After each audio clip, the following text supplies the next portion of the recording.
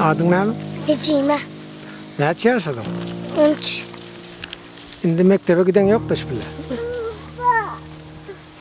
Mektebe iyi verseler gidecek mi? Baba. Mektebe okumanı alıyor mu mektebe? Baba. Şu işletiyorlar mı? Şunun için gidebilen yoksun söyle mi? Baba.